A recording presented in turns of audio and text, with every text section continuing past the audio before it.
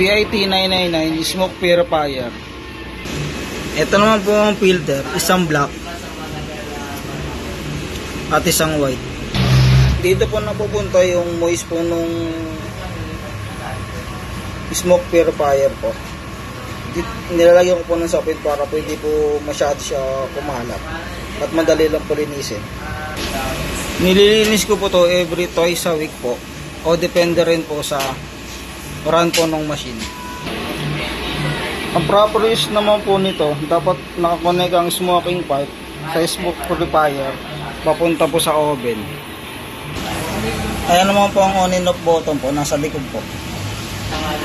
Ang filter inventory ko po ay 2 sets. Good for 1 month na po yun. Ang filter po nito ay good pa. At ang higop naman po ay malakas. Yun lang, salamat po.